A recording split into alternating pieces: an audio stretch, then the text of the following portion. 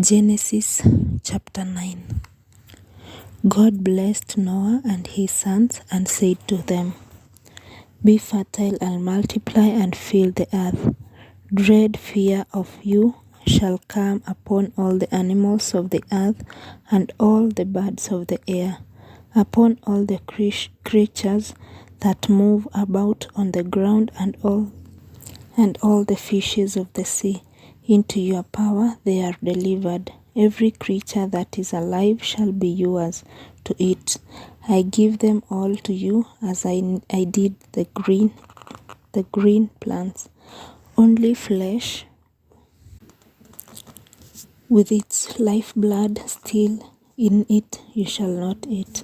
For your own lifeblood too I will demand an accounting. From every animal I will demand it, and from man in regard to his fellow man I will demand an accounting for human life. If anyone sheds the blood of man, by man shall his blood be shed, for in the image of God has man been made. Be fertile then and multiply, abound on earth and subdue it." God said to Noah and to his sons with him, "See, I am now establishing my covenant with you and your descendants after you, and with every living creature that was with you, all the birds and the various tame and wild animals that were with you and came out of the ark. I will establish my covenant with you, that never again shall all bodily creatures be destroyed by the water of floods. There shall not be another flood to devastate the earth." God added, "This is the sign that I am giving for all ages to come, of the covenant between me and you, and every living creature with you. I set my bow in the clouds to serve as a sign of the covenant between me and the earth. When I bring clouds over the earth and the bow appears in the clouds, I will recall the covenant I have made between me and you and all living beings, so that the waters shall never again become a flood to destroy all mortal beings. As the bow appears in the clouds, I will see it and recall the everlasting covenant that I have established between God and all living beings, all mortal creatures that are on earth." God told Noah, "This is the sign of the covenant I have established between me and all mortal creatures that are on the earth." The sons of Noah who came out of the ark were Shem, Ham, and Japheth. Ham was the father of Canaan. These three were the sons of Noah, and from them the whole earth was peopled. Now Noah, a man of the soil, was the first to plant a vineyard. When he drank some of the wine, he became drunk and lay naked inside his tent. Ham, the father of Canaan, saw his father's nakedness, and he told his two brothers outside about it. Shem and Japheth, however, took a robe, and holding it on their backs, they walked backwards and covered their father's nakedness. Since their faces were turned the other way, they did not see their father's nakedness. When Noah woke up from his darkness and learned what his youngest son had done to him, he said, "Cursed be Canaan, the lowest of slaves shall he be to his brothers." He also said, "Blessed be the Lord, the God of Shem. Let Canaan be his slave. May God expand Japheth so that he dwells among the tents of Shem, and let Canaan be his slave." Noah lived 350 years after the flood. The whole lifetime of Noah was 950 years. Then he died. Chapter 10. These are the descendants of Noah's sons, Shem, Ham, and Japheth, to whom sons were born after the flood.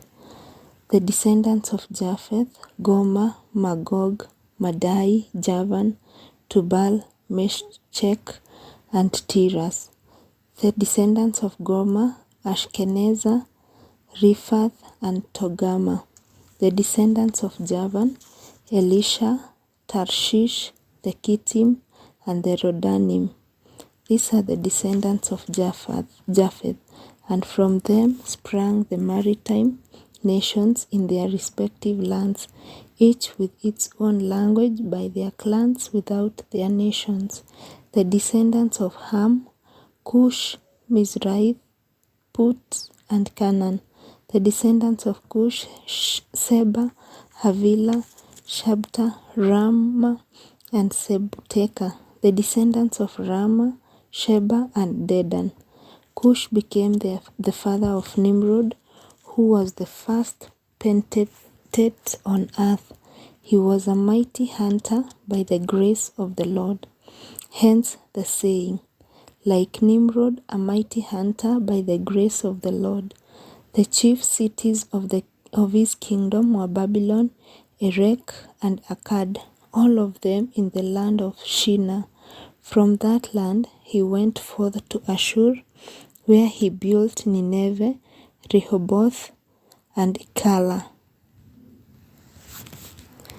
as well as Resen, between Nineveh and Calah, the latter being the principal city.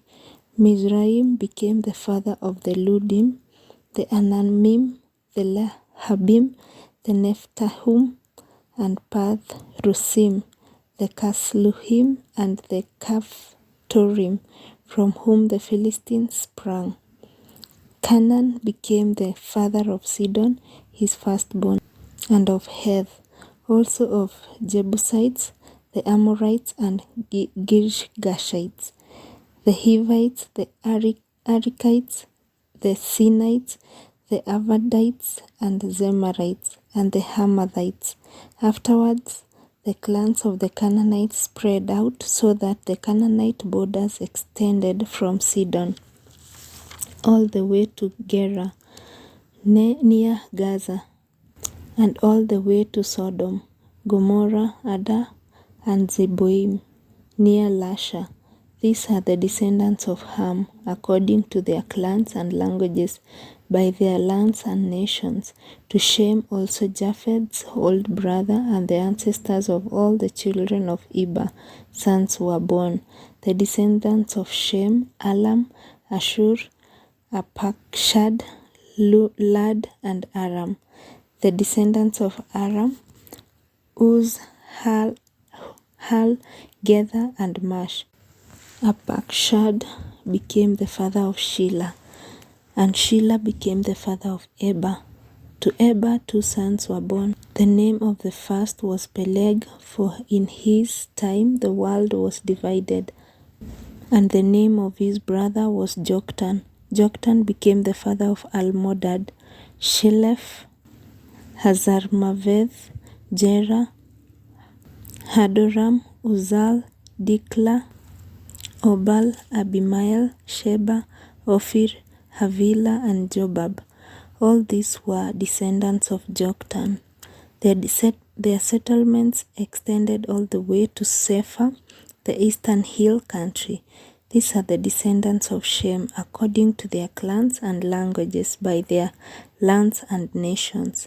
These are the groupings of Noah's sons, according to their origins and by their nations. From this, the other nations of the earth branched out after the flood. The word of the Lord.